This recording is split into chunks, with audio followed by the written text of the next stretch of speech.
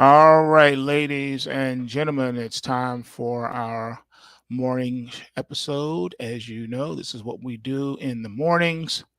We go over the overnight markets and the trade setups. But first, a very, very important announcement. We do have a webinar coming up today at 3 p.m. Eastern Standard New York time. You don't want to miss it. The link will be in the description in this video. You have to register to attend. First come, first serve. All right. These things tend to fill up very quickly. So if you want to attend, make sure you register. It will be at 3 p.m. today, Eastern Standard New York time. We're going to go over all of the new changes to the pulse wave reports, and we're going to give you a complete tutorial on how to use these reports and how to maximize your returns. And this is going to be incredible. This is open to everyone. If you are already a member, if you're already a subscriber to the Pulse Wave Reports, you are definitely not going to want to miss this webinar. All right, so have your questions ready. We can go over, some charts. We can take a look at the reports and how they flow with the chart segment videos that we do, and we will show you how where to find, where to locate all the rally and crash alerts, where to locate the bot checks, and all that good stuff. So you don't want to miss this webinar. Also, you're going to want to lock in and take advantage of the promotional sale that's going on right now. Monthly subscription is only $99.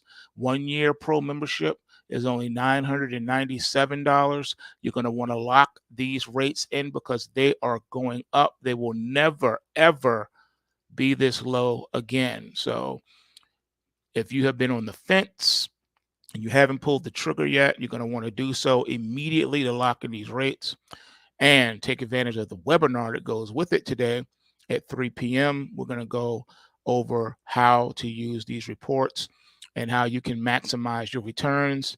The goal is to get you up and running immediately from the day that you purchase those reports within your first week to be in profit. That's what we will show you and teach you how to do using the reports. Major changes to the reports. They're now a lot easier to read, and it should only take you a matter of minutes, 5 minutes a day tops, to look at the report, place your trades, and go on with your day. All right, so let's now jump into what we got going on with these markets. For those that don't know, we have had some government reports that came out this morning. A slew of them came out at 8:30.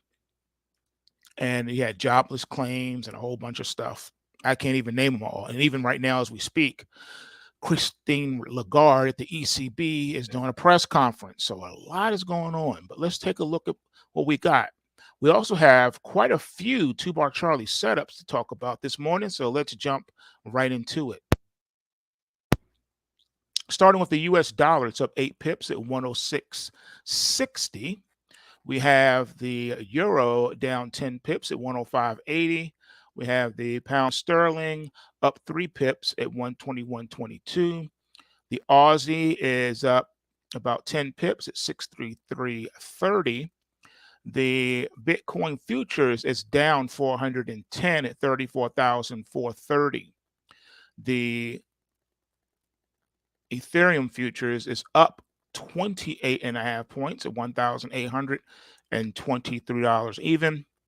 Crude oil futures are down $2.06 a barrel at $83.33 a barrel. We have nat gas up 2 cents at $3.40. The front month contract now is the December contract. Next, and that goes off the board the end of this month, believe it or not. Interesting, right? Gold future is off $8.50 at $1,986.20 per ounce. We have silver futures off 15 cents at $22.86 an ounce. We have copper pretty much unchanged at $3.59. We have the Dow futures up 3 at 33,153, and it dipped as low as 32,961 in the overnight. We have the E-mini S&P 500 off 10 and a quarter points at 41.99 and three quarters. It had gotten as low as 41.70 and three quarters in the overnight market. We have the NASDAQ 100 down 54 and a quarter points at 14,424. It had got as low as 14,257 and a quarter in the overnight market. The Russell is up 3.4 points at 1664.3. It got as low as 1648.9 in the overnight market. And we have soybeans up 3 cents at $12.92 a bushel. Corn is up a penny at $4.81 a bushel. And wheat is up 4 cents at $5.73 per bushel. All right, so in addition to that, we have some 2-bar Charlie setups. Let's go over them. Let's go ahead and scan because I don't remember them all off the top of my head, but we're going to scan and we're going to find them.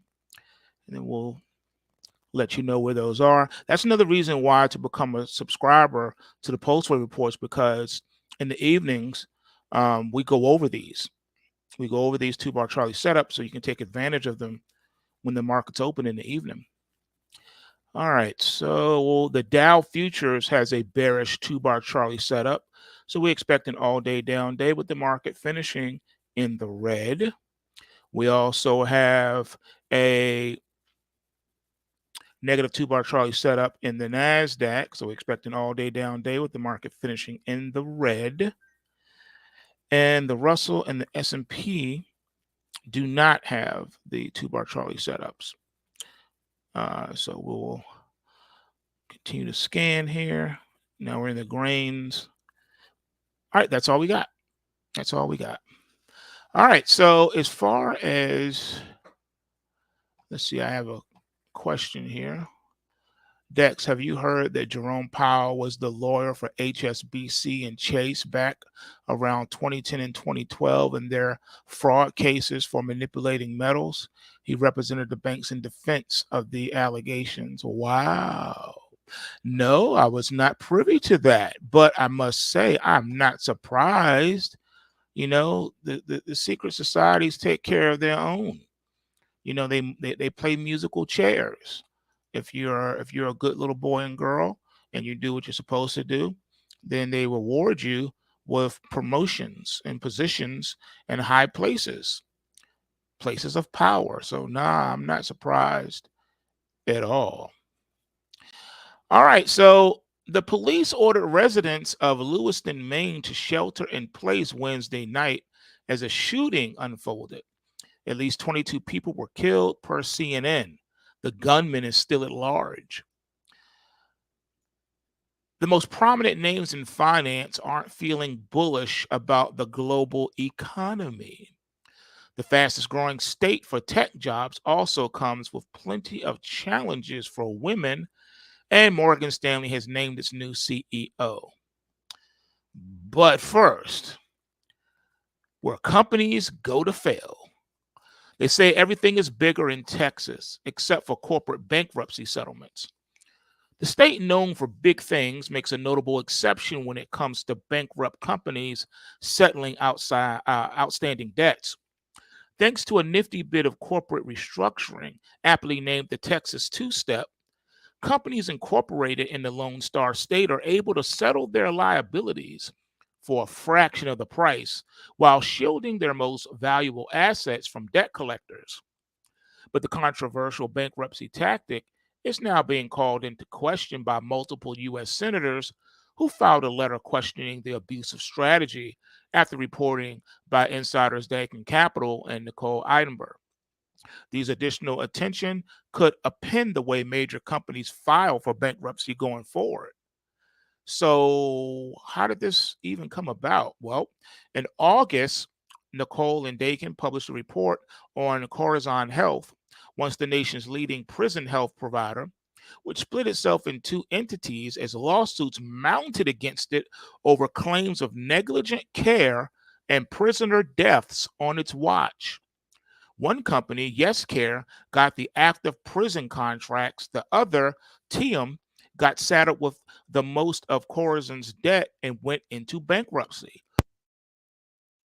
Later that month, TM reached a tentative bankruptcy deal in Texas Southern District that was later disclosed to be $37 million, a fraction of the company's debt.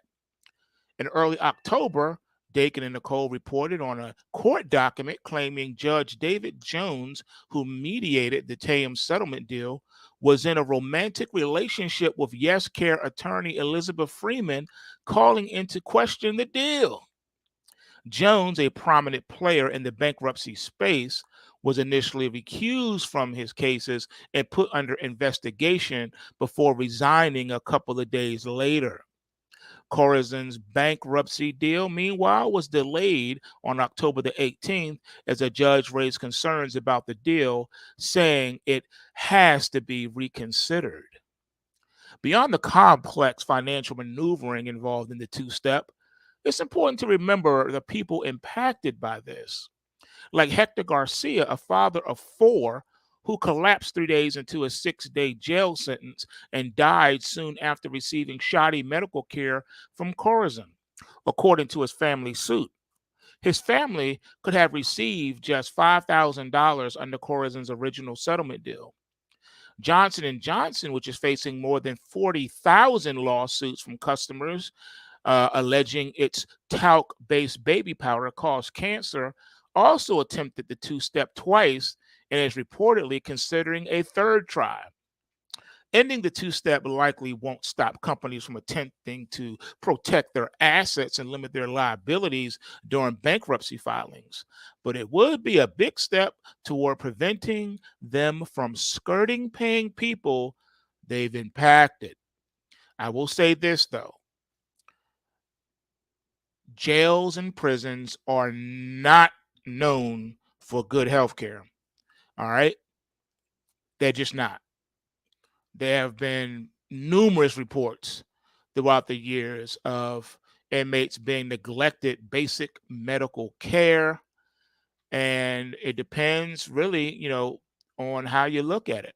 Some people think that prisoners, since they don't have any rights, according to the law, basically a prisoner is a slave to the state. So they don't have any rights. And so a lot of them are mistreated on purpose. What if the officers on duty don't like a particular inmate? Well, that inmate will have a very difficult time getting the proper medical care they need or anything else for that matter. You are at their mercy when you are locked up. You can be neglected. You can be starved. They may not feed you. They may not give you, toilet paper. They may not, let you out to go to the showers. It could be a whole different thing. Jail is different than prison, though. All right, jail is different. In jail, you're a caged animal. You don't have any freedom. At least in prison, you can walk the yard. You have a lot more freedom to walk the compound. All right. But in jail, you have no freedom to walk nowhere. Every time you leave your cell or if you're in a dorm, you have to leave there handcuffed. In a prison, you can walk out of your cell and go pretty much anywhere you please, with limitations, of course, but you have a lot of freedom. If you interview most people who've been in jail for extended period of time, they'll tell you that they can't wait to go down the road. Go down the road is a term used to mean being shipped, upstate to the prison. They'd rather be in prison than be in jail because jail you have no kind of freedom, no rights. Like I said, you don't get to go outside when you're in jail. There's no walk in the yard. There's none of that. All right.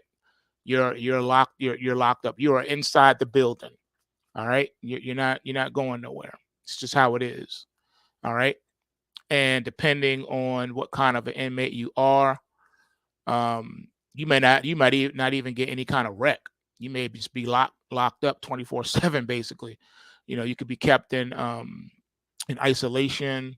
the different types of isolations in jails and prisons. You have medical bay. Like in jail, there's medical bay. You can go there where you're kept in an isolated cell. It's not like the cell that you're housed in, medical sick bay. You're behind like a plexiglass thing, so there's no wall, so they can see you and monitor you, things like that. And then of course, when you misbehave, they take you to the hole. And when they take you to the hole in jail, not prison, but in jail, you're put in a cell by yourself, and there is a camera there that is zoomed on you, just you specifically, your cell 24/7. It never turns off, and they have a light in there that never turns off. All right, it doesn't turn off. The light is always on, and the camera is always on. They're watching your every move, which is different than prison. In prison, when they take you to the hole, it's basically a damp cell. You're in there by yourself, for the most part.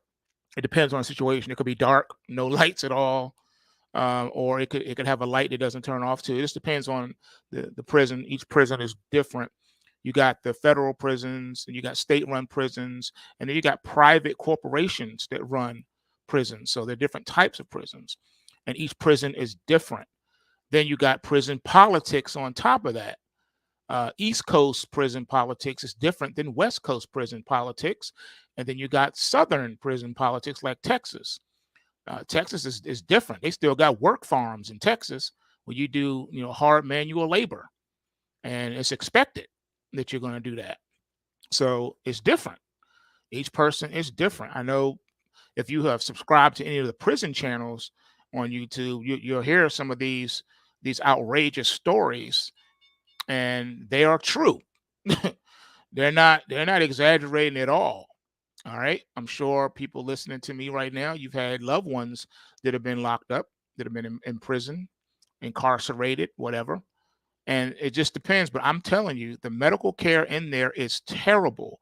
More people die in prison or even in jail than is reported in the news, because not all deaths are reported. A lot of stuff is swept under the rug. You wouldn't even know or hear about it. But there are a lot of things that go on in these institutions. That's why it's called the prison industrial complex. It's called that for a reason, because they have a lot of power, believe it or not. Once you belong to them, your body becomes state property. You are a slave. You are owned by the state. And that's why in the United States, prison reform is much needed, because it's the most prison population on the planet. If you take every other country that has people locked up and added it together, it still would not equal as many people in the US that are locked up. So it's really messed up. Now you would think once you paid your debt to society, when you come out, especially those men and women who have been rehabilitated, the prisons and jails are not designed to rehabilitate anyone. It's actually designed for recidivism. You may say, "How? No, it's not. It's not designed for recidivism." Yes, it is. I'll tell you why. Because in the United States, I can't speak for other countries. I can only speak for the United States. Once you have paid your debt to society, when you leave, you now have a scarlet letter attached to your forehead. So you don't just pay your debt by spending X amount of years in prison. Oh, no, no, no. It's for the rest of your life. Prison is for the rest of your natural life. Because now, as you go into society, you could be totally reformed. You could be a totally different person. You may have even learned a skill or a trade or gotten a degree while you were locked up, right? Society doesn't care about that, because all they're going to see is, oh, you were incarcerated. You are a convicted felon. No one's going to trust you. No one's going to want to hire you and give you a job. No one's going to want to give you a chance. Now, certain people that are locked up should never be released back into society. We're talking about those that have been convicted of heinous crimes, cold-blooded, premeditated crimes. There's a difference between killing and murder. Murder is premeditated. And generally, we're talking about a person who does not deserve it, someone that you don't even know. All right. People convicted of violent crimes, rapes and stuff like that. And, you know, that those kind of people, they have no remorse, they don't care. They go to prison, they become even worse, serial killers and stuff like that. You wouldn't expect them to be released back into society. But the majority of people that are locked up in jail and prison are there for non-violent offenses, or what some like to categorize as victimless crimes. A drug abuser who's never hurt anybody, who's never stabbed nobody, never cut nobody, never hurt nobody, never shot nobody. He just arrested because he was drunk, or he was arrested because he was caught with paraphernalia. He was high. He hasn't hurt anybody. He doesn't need to go to prison. He needs to go to rehabilitation. He needs rehab, not a prison, not a jail.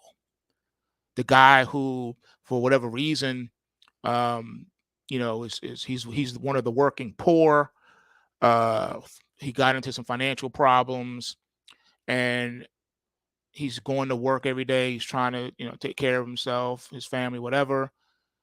Unfortunately, he's driving without a license. His license got suspended because of the financial, couldn't afford insurance or whatever the case is. But he's going to work. He's working as hard as he can, doing what he got to do. He gets pulled over. He's arrested for driving without a license or driving without insurance. He goes to jail. And now you've called this man a criminal. He's not a criminal. He hasn't hurt anybody. Victimless crime. The man was just going to work and trying to provide for his family.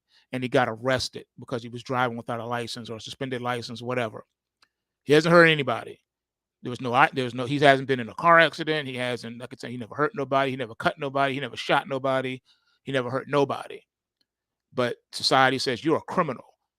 The only thing he's guilty of is being poor. But society doesn't care. They say, lock him up, throw away the key. We don't want him in society. He hasn't done anything to anybody.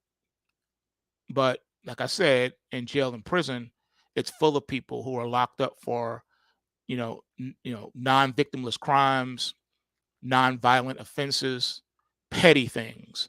Because as you know, the prison industrial complex put pressures on the states to change their laws, their penal codes. So things that used to be considered a misdemeanor are now considered Class A felonies. Why did they lobby to do that? Because they need to fill up the prisons. That's why some states have to pay the prisons if they don't have enough people locked up. Because in their contract, it says they will agree to maintain, let's say, a 90% occupancy rate. So if the occupancy rate falls below that, then the state has to pay the jail/prison for every empty bed that's in there.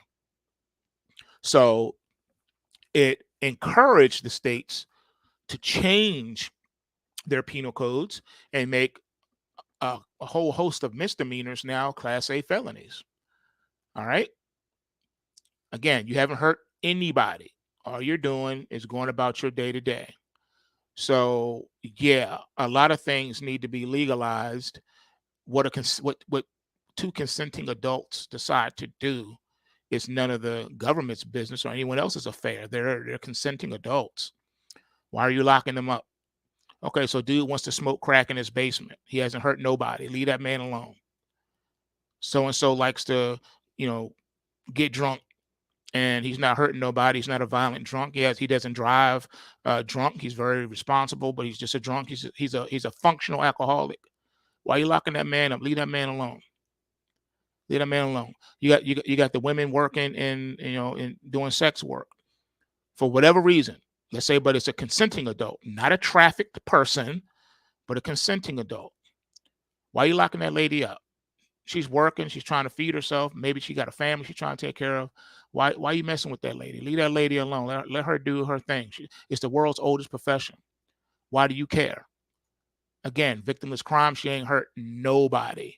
But yet in the United States, nope, that person is considered trash, throw away, get rid of them, lock them up, throw away the key. And what they end up hurting is the poor. The majority of people that are locked up in America's jails and prisons are the poor, because poor people don't have money to bail themselves out. Poor people don't have money to bond themselves out. Poor people cannot afford the best defense attorneys. So they have to get a court-appointed attorney. Now, this is no knock against court-appointed attorneys. I have known some in my lifetime that were very hardworking and really good at their job. But here's the problem. The majority of them are extremely overworked. They don't have, a big law firm backing them with hundreds of employees. You got people that can do research and do all these different things for you. No, the public defender is one person with probably a 60-person caseload, maybe even more. He doesn't have, you don't have time to research 60 cases and they all got to go to trial this week. Are you kidding? No. So what do? They say, look, I'm gonna do the best I can for my client under these circumstances. What's the best they can do for their client? Well, the best they can do for their client is to get some kind of plea deal, some kind of bargain. Now some people think, oh, it's a conspiracy. If you get a court-appointed lawyer, you're going to jail. Well, it's not really a conspiracy, it's a constraint. Again, they don't have the resources at their disposal to give you, the O.J. Simpson defense. They don't have that. And they're overworked, to be honest with you. And they do the best they can, which is try to get you a deal, try to get some time shaved off. That's the best they can do. It's unfortunate, but it's the way the system is designed. The system is not racist like some people would like to believe. No, the system is classes. The poor class are the ones that get railroaded, while the people of means who can afford the Johnny Cochrans of the world, for the most part, they're going free. They're going to go free because they can afford the best defense, while the poor cannot. Now, for those of you who don't know, I can only speak from what I know, what I have seen, what I've been told, how people I've interviewed, etc. A lot of people want to claim racism even with the policing. Now, don't get me wrong, there are some horrible police officers out there. Some jurisdictions, some states are worse than others. I'm not saying racism does not exist, so don't misconstrue my words. But I'm here to tell you that you will be surprised to see that if you were to research it, or better yet, if you are able to go to your local jail and say, look, man, I'm doing research. I just want to sit and observe. I'm not going to talk to anybody. I just want to sit and spend the night. I'm going to observe. And they gave you permission to do that. Especially like on a Friday night, Saturday night, I guarantee you will be shocked at how many people come through those doors for processing. The majority of the people that get locked up in this country, believe it or not, they get arrested.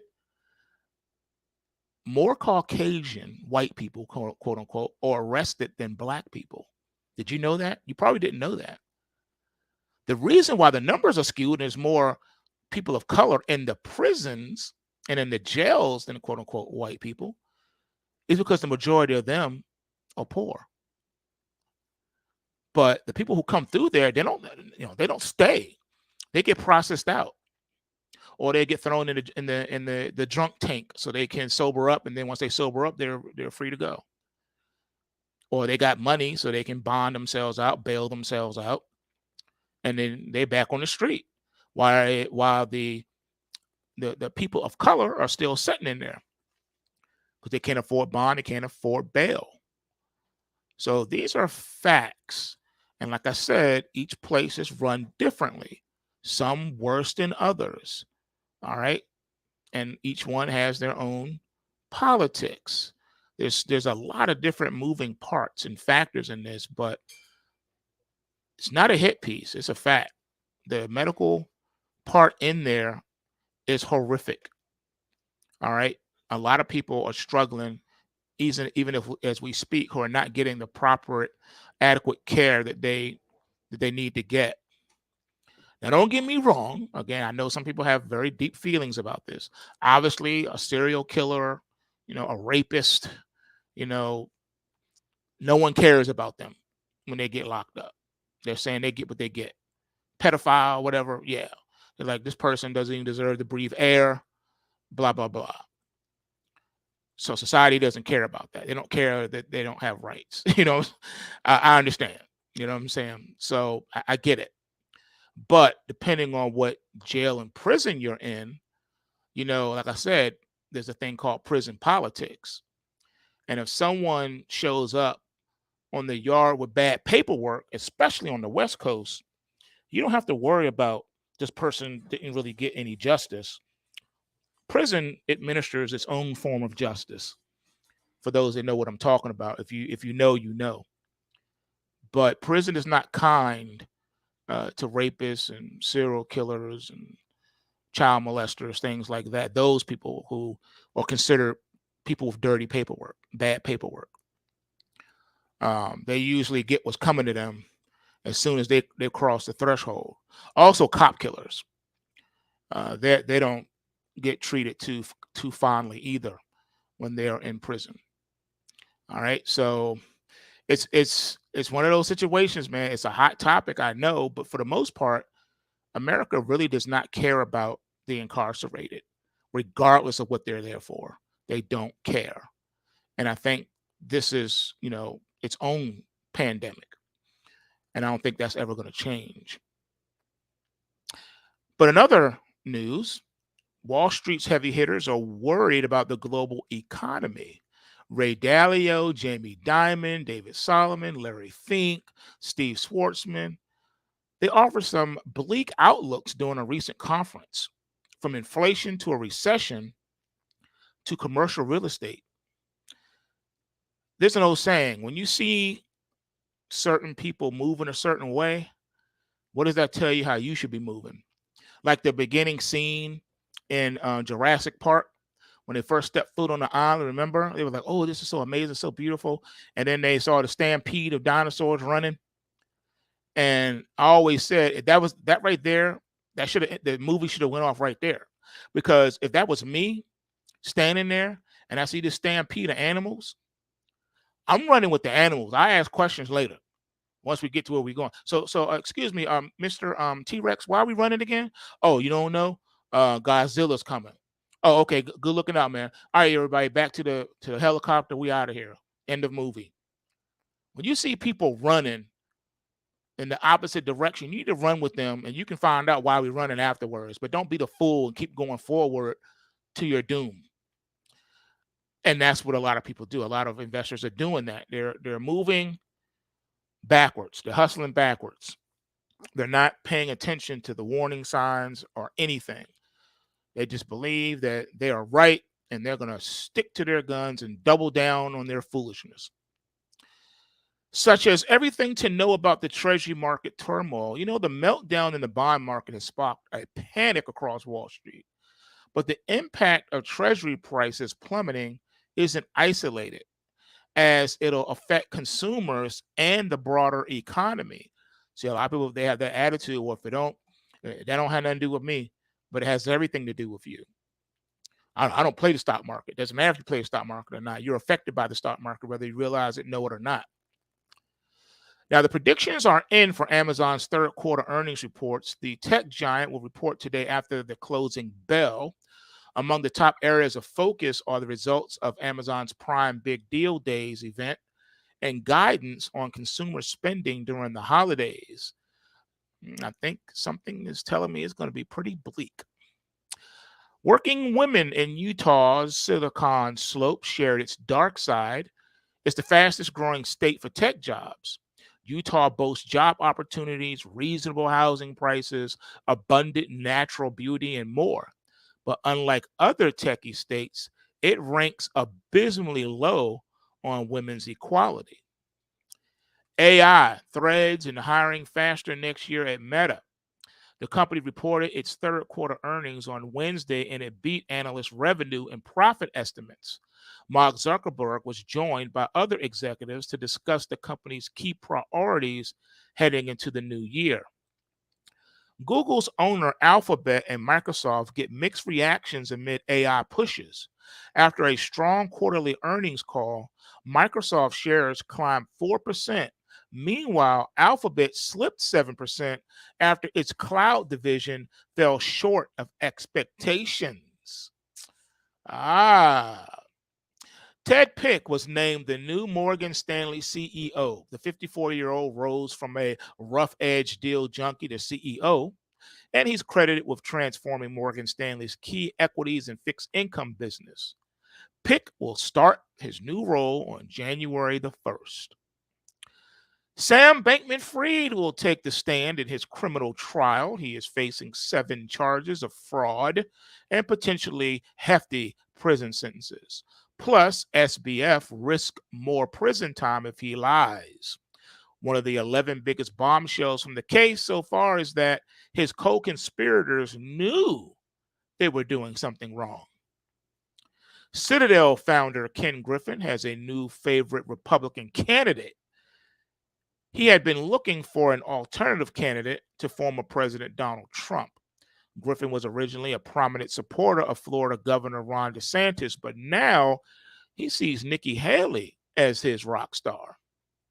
In other news, while former President Donald Trump was ordered to the witness stand and fined $10,000, this 25-year-old is trying to save the internet one hamster dance at a time. Google is considering a subscription-based business model for its new AI offerings. Silicon Valley elites are pushing a controversial new tech philosophy, growth without guardrails. They want to take off all the constraints. Just let the tech run, right? Diners say they love the control that tipping provides them, and the startup extinction has kicked off, and it's beginning to wash over the cloud industry. As far as what to look for today, China is planning to launch the Long March 2F rocket into space. It'll carry 3 Chinese astronauts, also called takonauts, to the Tiangong space station. Happy birthday to Man of the Year, Schoolboy Q. Hillary Clinton, Seth MacFarlane, and Krista Jackson were also born on this day. Earnings today, Amazon.com, Ford, Intel, Comcast, Chipotle, UPS, Southwest Airlines, among others. All right, folks, that is it for this edition of our pre-market morning show. I hope everyone has a great trading day. And don't forget our 3 p.m. webinar. Everyone is invited, but you got to register. Seats fill up fast, so don't forget to do that. Check the link in the bottom of this description of this video. You can also do so by going directly to postwavetrading.com. And we're going to go over all of the new features that we have in the reports, and we're going to go over how to use them and maximize them. So with that being said, remember the system works if you work the system. Bulls make money, bears make money, and pigs get slaughtered. So remember to take what you can and give nothing back. And on that note, I'm out. See you guys back here for Thinking Outside the Box at 11:30. Peace.